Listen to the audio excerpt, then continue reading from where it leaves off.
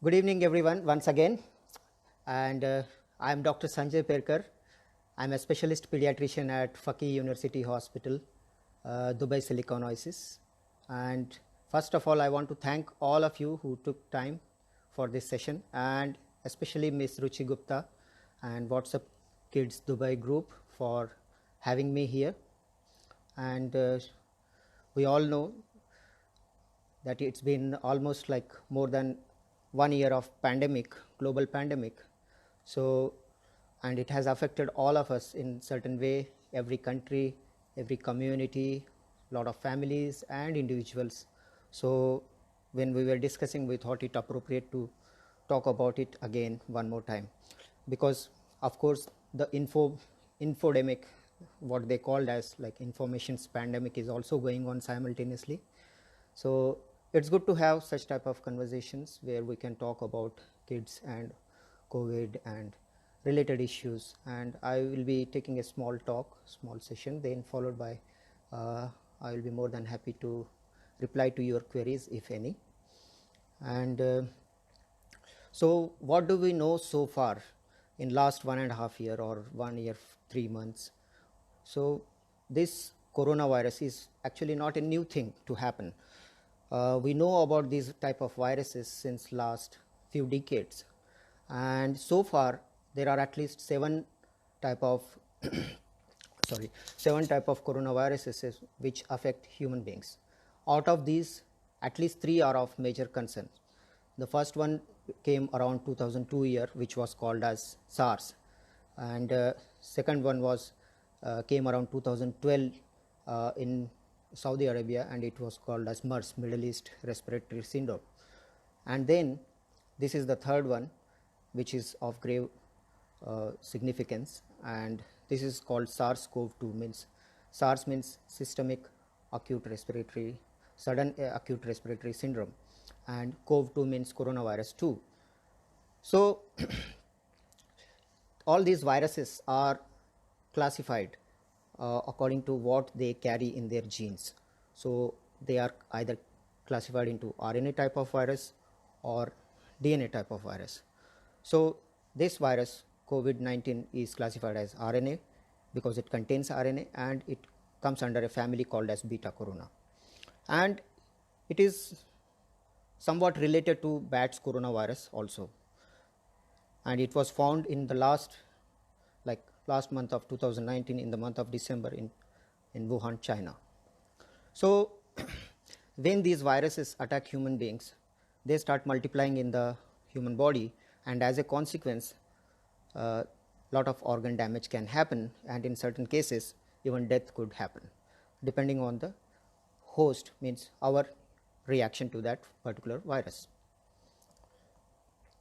So coming back to this virus strain, which is going on since last 15 months, the symptoms which happen, and we are still learning about it, and the list of symptoms is ever expanding.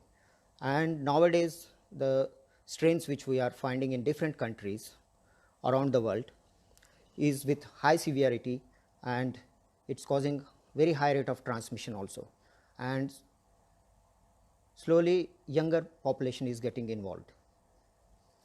So first virus strain, which was like in United Kingdom, it was identified, it was more infectious, like it was 40 to 50% more infectious than the original virus which was found in Wuhan, and it was also leading to more deaths. So they started typing them. So in United Kingdom it was found, then followed by Brazil, then South Africa, and now in India they found this new strain, which they call it as a double mutation because it is carrying two type of mutations. And the result of these mutations is there is more deaths happening and more transmission also, very fastly spreading. Again, it's a matter of debate, but again other factors, socio-geographical factors might be also responsible. So coming to the incidence, what about the kids, whether they are getting affected or not? So out of 100 patients, roughly, this is a rough estimate, out of 100 patients, approximately 11 or 12 will be kids. Kids means less than 18 years of age. And in this age group also, from 0 to 4 years it is only 2%, and rest of the 9 to 10% belongs to from 5 to 18 years of age group. So, and in these cases also, lot of cases are only mild, very minimal symptoms, but 15% out of 100, 15% will become severe, 5% might become critical, and leading to morbidity or death can happen. So, the question keeps arising, why children are less severely affected. Now, because since last 1.5 years there was a lockdown in many countries with different forms, and complete lockdown and leading to children staying at home, that could be one particular reason why they are not yet exposed, because this type of lockdown never happened. And then as the school starts opening back, we will come to know more and more about whether the picture remains same or not. But in current scenario, we have seen that children are less severely affected, and the reasons which scientists have proposed and different researchers have studied and proposed is like difference in the immunity level of adults and children. Children's immunity is still learning about the different bugs, so they behave differently as compared to adults. They don't behave in the same manner. Then comes like children are constantly getting different kind of viral infections or throat infections or bacterial infections. So that could be also helping kids to stay immune to the COVID. Then there is a difference in the levels of hormones, difference in the level of microbiota, the helpful bacteria which are in our body. So that is also could be the reason. And of course, low exposure to the COVID-19 because of all these strict lockdown measures. In spite of this, lot of studies propose that at least 15 to 50% of the cases are asymptomatic and they don't come out with symptoms, and that might be the reason we are not seeing any significant spike in pediatric age group. Then coming to the transmission, whenever there is a close range contact, of course, it precipitates and it increases the chances of getting infection. Touching different contaminated surfaces and then touching your nose, mouth and eyes, again that will lead to the transmission. And in very rare cases, some airborne transmission can happen and it would lead to COVID infection. Airborne, and especially in a crowded and poorly ventilated spaces, this can happen. So, and then there is a thing which is called fomites. Fomites are like objects or materials which are likely to carry different infectious agents. So, plastic surfaces, stainless steel and copper and different, even the cardboard. So, virus can stay on different type of surfaces for different duration. And so, coming to the incubation period. Incubation period means you get an infection, you get exposed to a particular bug, be it a virus or a bacteria, and then from that point till the point where you actually show the symptoms. It could be hours or it could be days or weeks, depending on which type of organism you are infected. So, the incubation period varies, very wide variation is there in COVID-19. So, it can vary from 2 days till 14 days, but on an average it varies between 5 to 6 days. And then during this period, even before a child or an adult, before developing the symptoms only, they start spreading this virus. So, this is one more reason why there is so much of transmission happening, because the person who is infected, that person has not shown the symptoms, but has already started spreading the virus. But the spread of this virus or virus shedding gradually decreases by 7th to 10th day. That is why different countries and different protocols and different health authorities mention an isolation period of at least 10 days or in certain countries 14 days. Now, I have received a query regarding whether a pregnant mother, will if she gets infected, will she affect the infect the fetus also? So theoretically, yes, it is possible, and it is possible more if she is in the last few weeks of pregnancy, and then depending on the immune reaction which happens, the baby may or may not be symptomatic, but if symptomatic, they can have like infection. It is called neonatal sepsis in medical terms, and they can present with feeding difficulties or breathing difficulties. So these features can happen, but of course they can infect, but depends again on the duration, again at the time of pregnancy, which week, and if it is just before delivery, then definitely there is a very high chances of infecting the fetus. Coming to the breast milk, if a mother is infected, whether she will infect the baby through breast milk also. So a lot of research is going on and different kind of reports keep coming, but World Health Organization has clearly mentioned to continue the breastfeeding, because we do not know the answer as of now, and there is no such risk, and the benefit of breast milk, getting a breast milk, is far more than getting an infection. So that's the logic, and that's the reason which is given by the World Health Organization to breastfeed the baby. Coming to the risk factors, whether if a child, of course in adults there are many risk factors. If a child who is an obese or has some kind of genetic diseases or some neurologic metabolic disease or some blood related like sickle cell or some heart defects, then they are more prone for having a serious kind of infection if they get infected, if they catch this thing. And along with this list, if they have diabetes, if they have chronic kidney disease, if they have asthma, chronic lung diseases, or other neonatal age group, means newborn age group, lung disease problem, then definitely they are at more risk of having a severe kind of infection.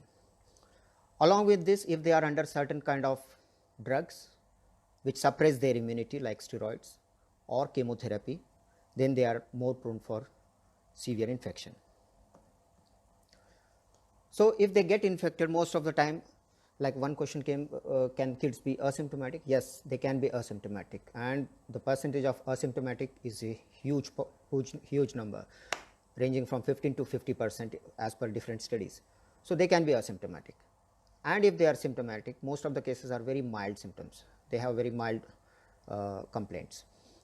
They can and the complaints can vary from fever, tiredness, headache, muscle pain, cough, runny nose, sore throat, very generalized symptoms. You cannot differentiate with any other routine viral infections which keep happening throughout the year.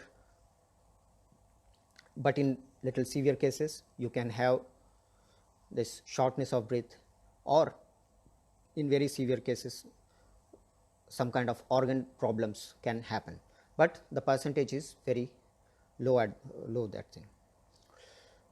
They can also have loss of appetite, poor feeding, and all these things. Now comes one very popular symptoms in adult, which is like trademark of this COVID, was loss of taste and smell sensation. So the question was like whether it happens in kids or not. So yes, it happens, but because kids, it's a subjective symptom. Only if you feel that there is no sensation of smell or taste, then only you will be able to tell. So it's a subjective symptom, so we don't know the exact percentage in how many kids it's actually happening, and but it is documented, and there is literature published everywhere, and it is there.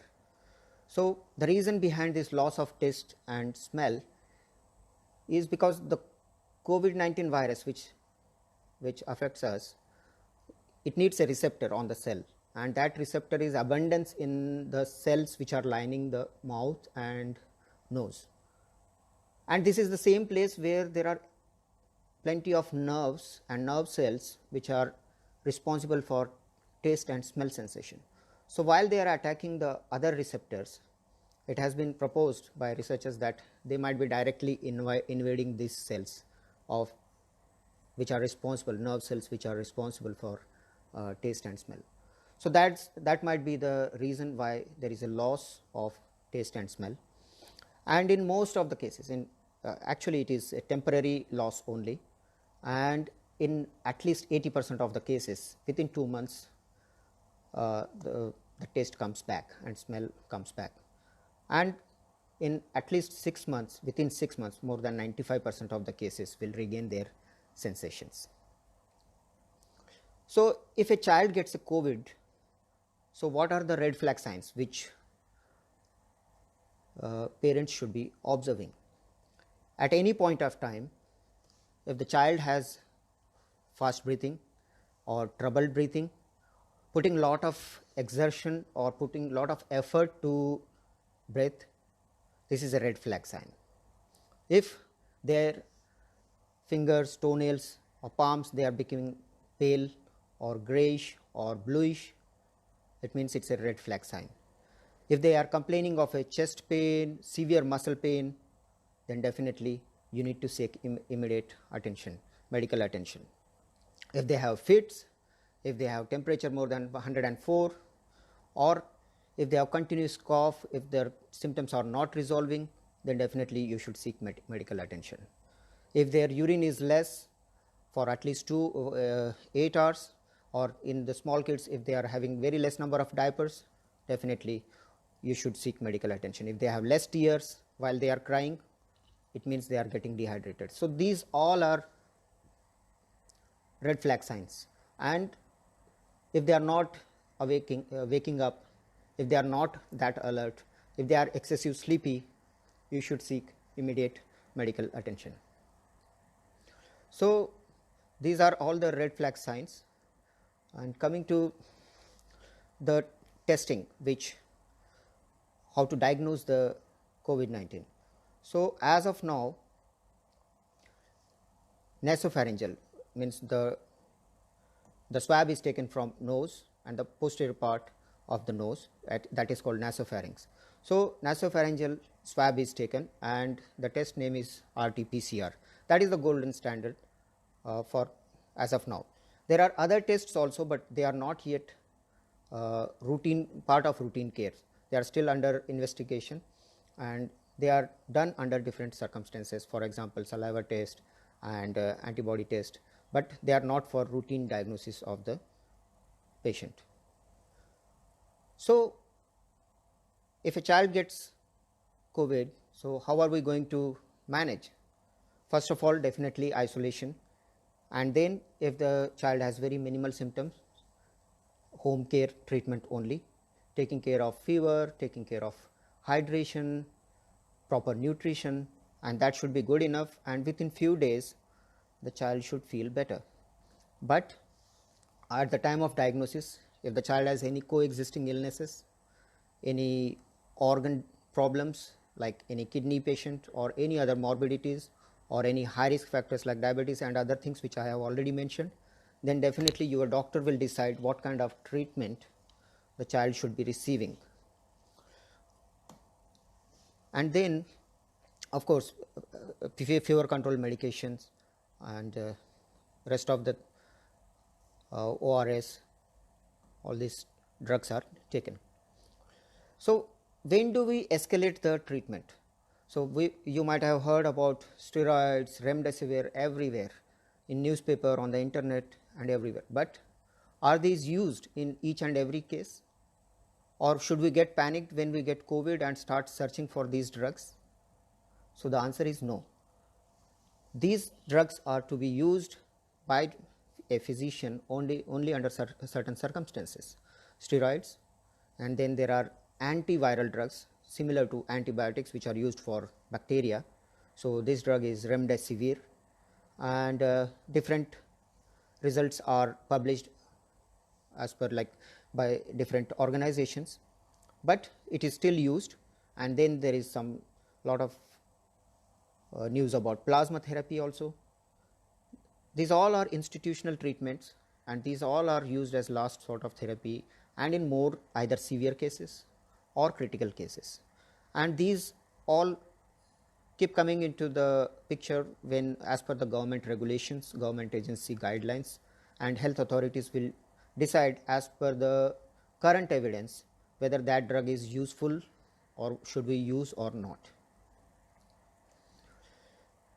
So once the COVID has happened and the child is improving, there is one phenomena which I want to mention right now, is like in few countries it is rare, please don't assume that it is very common, but it is rare, but it has happened that after few weeks they come with some kind of diarrhea, some skin rash, abdominal pain, irritability, and joint swellings and eye symptoms. So these type of things have been observed, and it is called MISC, MISC, which means multi-system inflammatory syndrome in children, and it is related to COVID. It is like an autoimmune. Autoimmune means the virus came, hit you, it went away, but your body reacted in certain way that even after few weeks it is still trying to fight something, and it's not clearly understanding what to do, so it's going to harm the body itself. So this phenomena has been observed in many countries, and it's a complex situation, but of course people have treated it. So I have started getting queries. I will try to see if anything applicable. Okay. Yes. Thank you, Ms. Ruchi. I will address those queries in between. So yes, this is called MISC, and it is rare. No need to worry, but you can always keep an eye if your child gets COVID. So now the question comes, how to care for the COVID kid? Definitely, if you are not infected, but you are already exposed to the kid, you will observe for yourself as an adult, and you will monitor your own symptoms. Then wearing a mask, and if your child is still using diapers, then definitely using gloves while changing the diapers. Preferably having a separate room as well as separate bathroom. As far as possible, fresh air.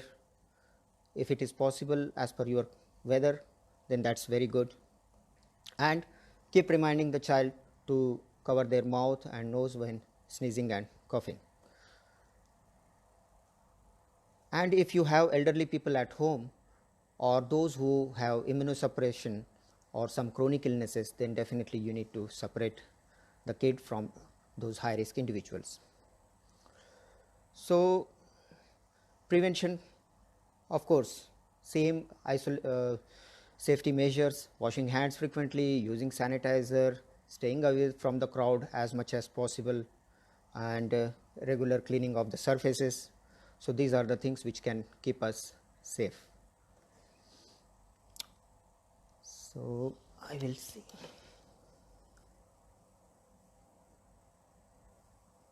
Sorry, I might have missed few questions in.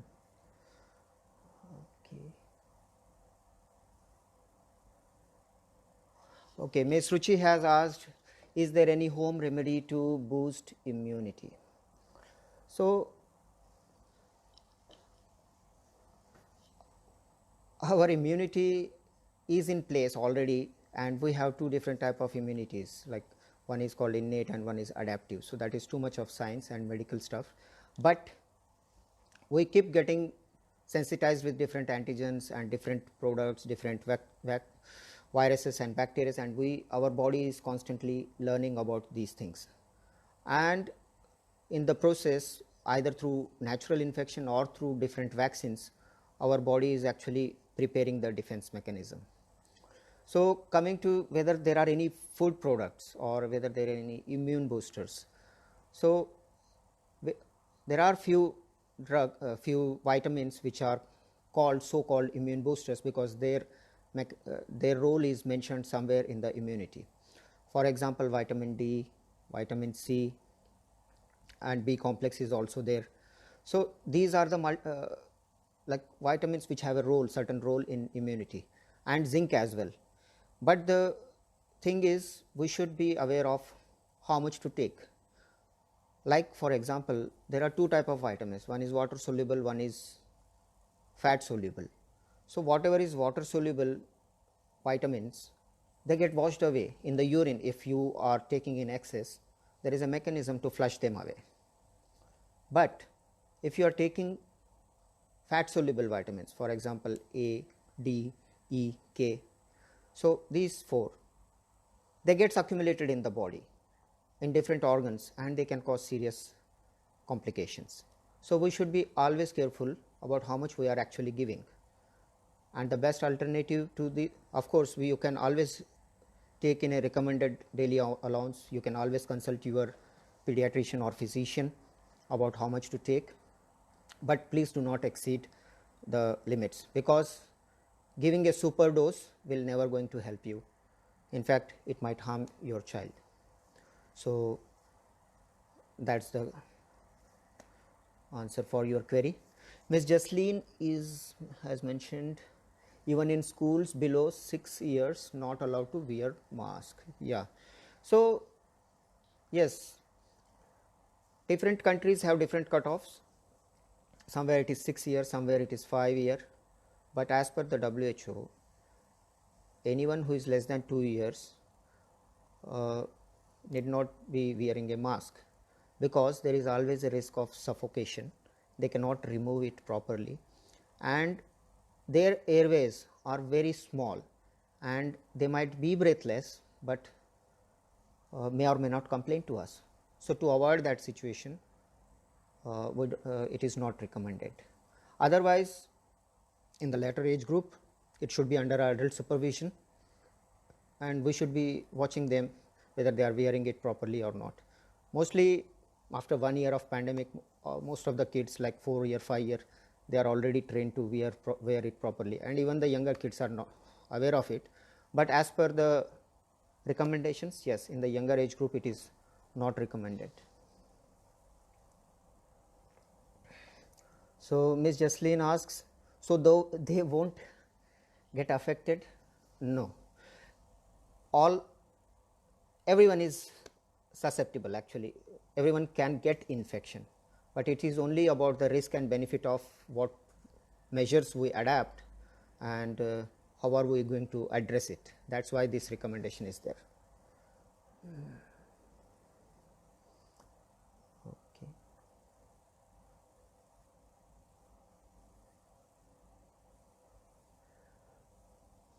One more question: pregnant mother should not take vaccine. Okay, so lot of almost all vaccine companies and their research are focusing on this aspect, and they are deeply studying it. So till further advice, we need to wait for their recommendations and authorization in pregnant women. Kids cannot increase immunity.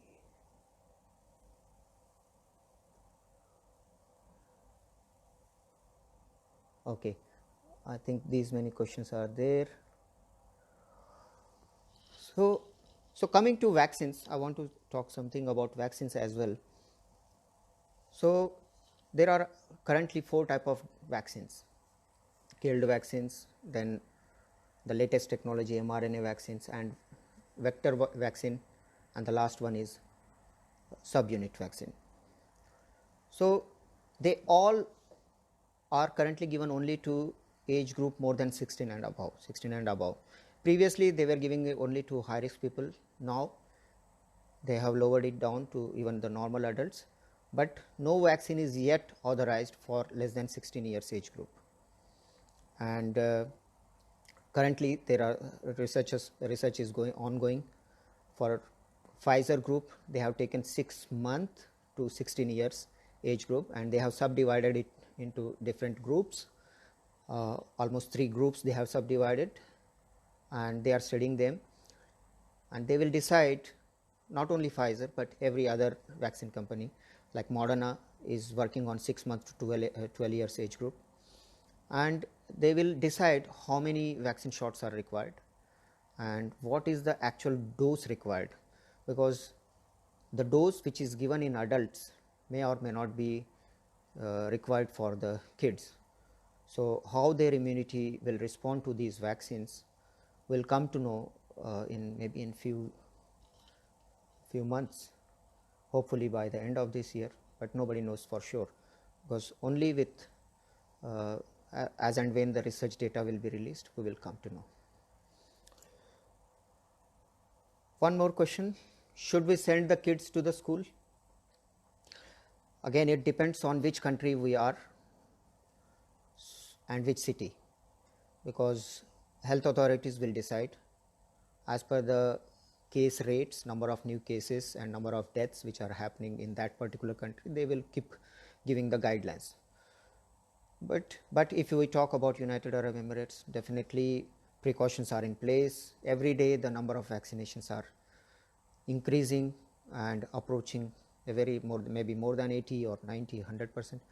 So in coming weeks or months, even they might be approaching 100%.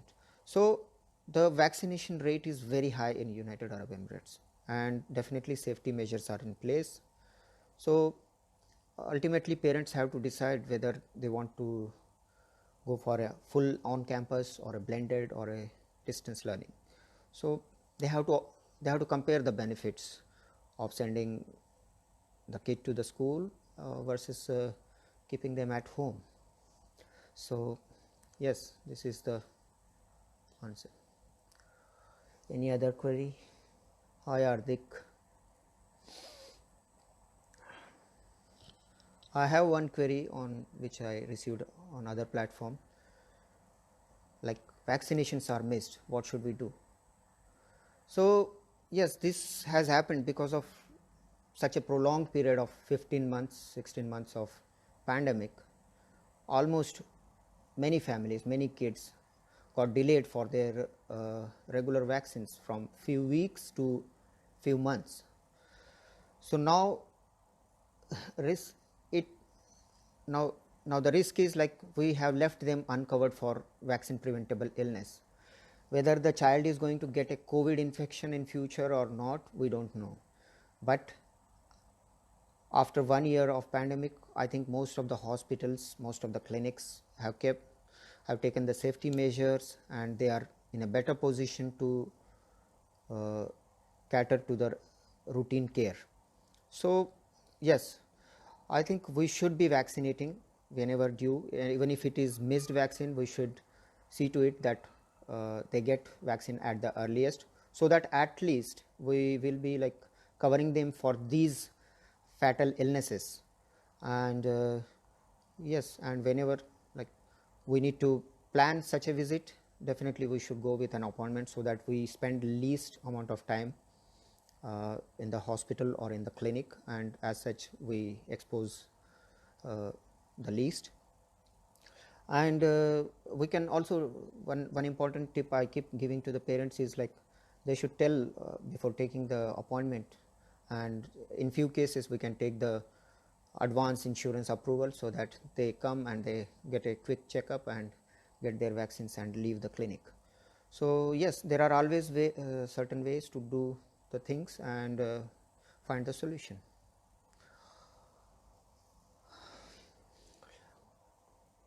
Hi, there was one more query. Any health supplements for 2-year toddler for immunity?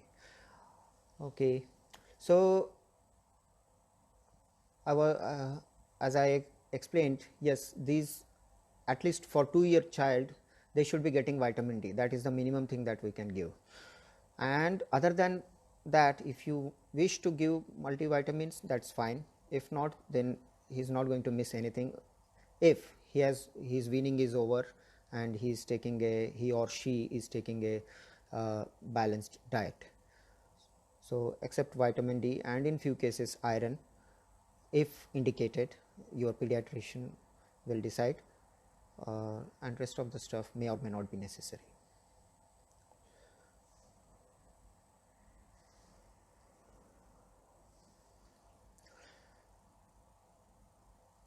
Okay, is there any other query?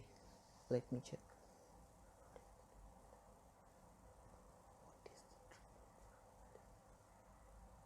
Okay, there is a query. What is the treatment for mild symptomatic 2-year-old toddler with COVID positive mother? Okay, the in this question the information is not given whether the child is positive or not. If the child is not positive, then better to keep the child separated from the mother and observe for symptoms. If the child is also screened and found to be positive, then only supportive treatment. The treatment won't be changed because the child is 2-year old. It remains the same, only supportive and watching for the red flag signs.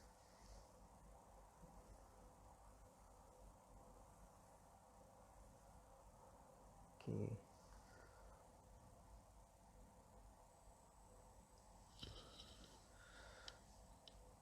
Fine.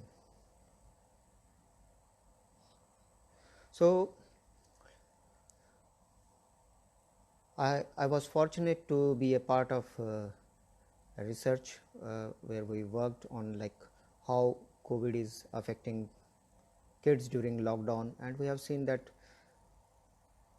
many kids were in the initial period like they were stressed out, and they were like behavioral issues were there, sleep disturbance issue was there, and yes, of course eating habits have changed, but people are getting adjusted to it, and maybe already the interventions have happened and they are seeing changes.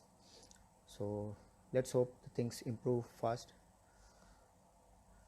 One more question came about the screen time, what to do about the screen time. So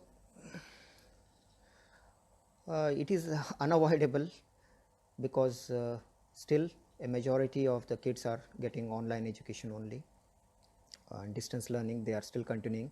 So definitely it is unavoidable, but what we can do is we can increase the parents' presence and their input while the kids are on the screen. And there are a lot of apps which can be utilized to monitor the screen time, so I will highly recommend those apps. And yes, our monitoring is like nothing can replace it. Along with this, of course the child is using the screen, laptop, be it laptop, tab or iPad, whatever it is, for schooling, but once the work is done, they should, we should try to minimize it wherever it is possible. So we can bring the books, magazines, and definitely encouraging them for some sort of physical activity and making it a part of daily lifestyle is very important.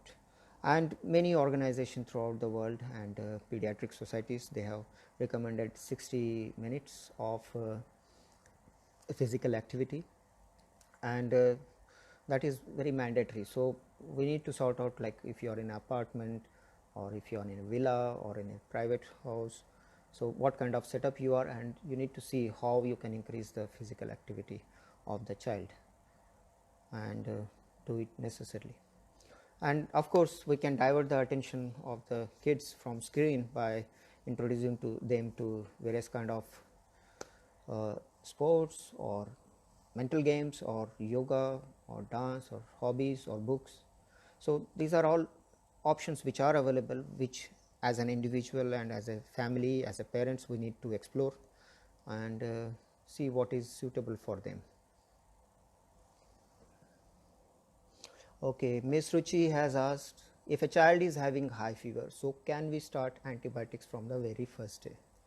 Okay, so antibiotics are not the solution for everything. So in my day-to-day practice, of course, I wait a lot. So that is my practice.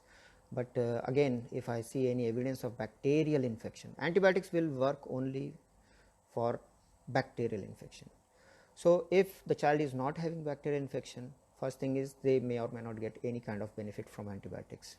Suppose if it is a viral infection, then by a certain time, for example by 3rd day or 4th day, the symptoms might start disappearing or decreasing, settling down on its own. And sometimes parents attribute it to the antibiotics, even the physicians attribute it to the antibiotics.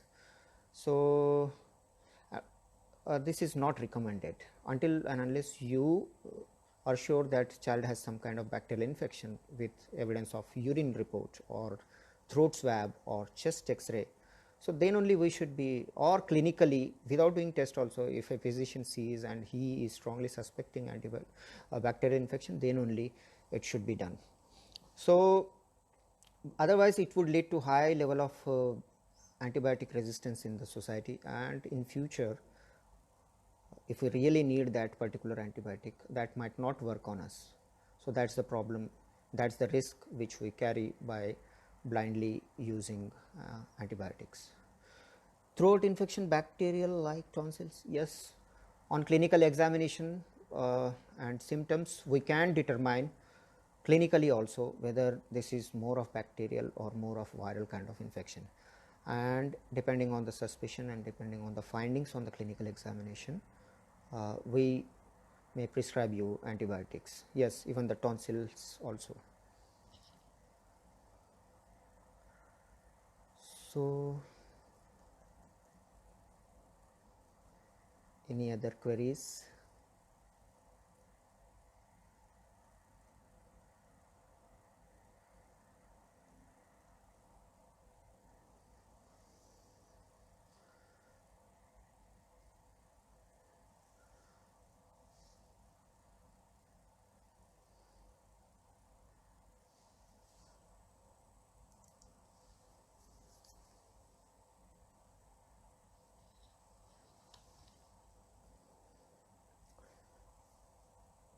So if there are no more queries, I would like to conclude here.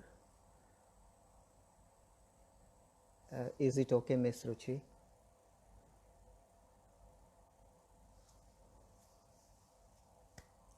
I hope this lecture was useful for all of you and those who might log in and watch this video afterwards also. I would be very happy to meet you again with some other topic which will be useful to you all. In the meantime, if any one of you want to connect with me, I am available on almost all platforms, all social media platforms, and you can contact me. I will be dropping my details in the comment sections also.